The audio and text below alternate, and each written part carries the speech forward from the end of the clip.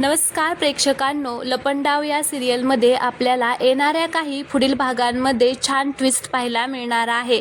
आपण पाहणार आहोत की आता खोट्या सरकारला म्हणजेच मनस्वीला पोलीस घेऊन जाणार आहेत। तिचा खरा चेहरा सगळ्यांसमोर उघडकीस येणार आहे। कळणार आहे की ती तेजस्विनी कामंत नसून मनस्विनी आहे ते सगळ्यांना आता कळणार आहे। आणि हे कसं कळणार आहे हे आपण या व्हिडिओमध्ये पाहणार आहोत। तर चला सविस्तर व्हिडिओला सुरुवात करूया।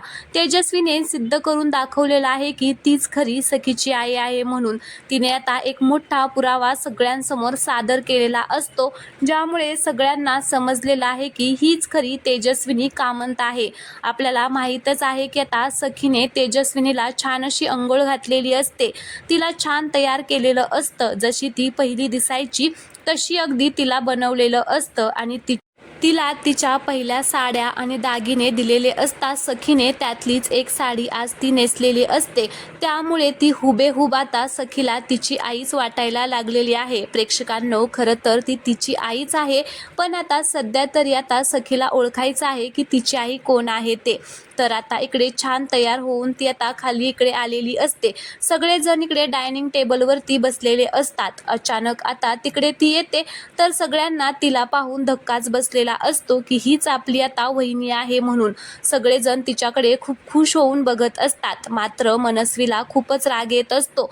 तर आता कुल्फीचं नाव कोणी ठेवलं, त्याचबरोबर सखीच्या लहानपणीच्या ज्या काही गोष्टी आहेत त्या आता इथे तेजस्विनी आणि मनस्वीला विचारल्या जातात। तर सगळ्यांची उत्तरे मनस्वी अगदी चुकीचीच देते, त्याउलट तेजस्वीने अगदी सगळी उत्तरे ते बरोबर दिलेले असतात, हे आपल्याला पाहायला मिळणार आहे। घरातील सगळ्यांना विश्वास पटणार आहे की ही जी आहे तीच खरी तेजस्विनी आहे आणि ही खोटी सरकार आपल्या इथे इतक्या दिवस राहत होती। हळूहळू सगळ्यांना आता सगळं काही लक्षात येणार आहे। त्याचबरोबर सखीने जी काही अजून नवीन प्रश्न विचारलेले असतात त्या सगळ्यांची उत्तरं तेजस्विनीकडे असतात, मात्र मनस्विनीकडे एकाही प्रश्नाचे उत्तर नसतं आणि त्यामुळे नंतर सखी आणि तिच्या खऱ्या आईची म्हणजे तेजस्विनीची DNA टेस्ट करण्यात येणार आहे, जो सगळ्यात मोठा पुरावा येथे मिळणार आहे। त्याचबरोबर सरकार आणि सखीची सुद्धा करणार असतात, तर याच्यामध्ये सुद्धा सत्याचा खूप मोठा खुलासा येथे होणार आहे। इतक्या वर्ष आपल्याला जी मूर्खात काढत होती, आम्हाला जी मोलकरणीसारखी नोकरांसारखी वागणूक देत होती, ती ही खरी सरकार होती आणि आमची वहिनी नव्हती। त्यामुळे घरातील सगळेजण खूप खुश होणार आहेत। DNA टेस्टचे रिपोर्ट आता मनस्विनीच्या विरोधात येणार आहेत, त्यामुळे तिला आता जेलची हवा खायला जावाच लागणार आहे।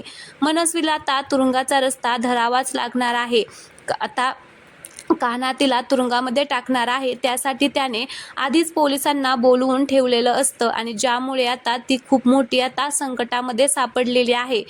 पोलीस आता सरकारला घेऊन जाणार असतात। एवढ्या वर्ष तिने सखी आणि तेजस्विनीला दूर ठेवलेलं असतं, त्याची शिक्षा आता तिला मिळणारच आहे। मात्र मायलेकीची भेट होणार आणि सगळं काही परत सुखाने चालू होणार।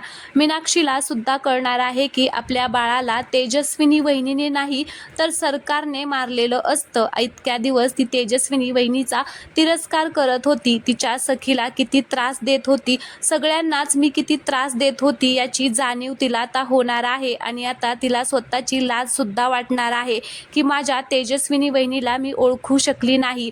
त्याचबरोबर तिच्या नवऱ्याला सुद्धा आता याची जाणीव होणार आहे। सगळेच जण आता माफी मागणार आहेत तिची आणि सरकारमुळेच आता हे सगळं झालेलं आहे। तर आता सगळेजण एकमेकांना स्वीकारून आपल्या वहिनीची माफी मागणार आहेत। 12-13 वर्षापूर्वी होतं तसं आता पुन्हा होणार आहे। फक्त आता राघवची कमी आता सखी आणि तेजस्विनी दोघींनाही जाणवणार आहे। घरातील वातावरण मात्र खूप छान होऊन सरकारची मात्र दादागिरी संपणार आहे। पण प्रेक्षकांनो, नवीन चॅप्टर येथे सुरू होणार आहे, तो म्हणजे कान्हाचा। आता कान्हा नसून तो कबीर आहे हे आता उघडकीस येणार आहे आणि त्यामुळे कान्हा आणि सखीच्या नात्यावर मात्र काय परिणाम होणार हे आपल्याला पुढे पाहायला मिळणार आहे। त्यामुळे प्लीज चॅनलला सबस्क्राईब करा आणि व्हिडिओला लाईक करा। असेच नवनवीन अपडेट तुम्हाला या चॅनलवरती पाहायला मिळतील, त्यामुळे नक्की चॅनलला कनेक्ट राहा। धन्यवाद।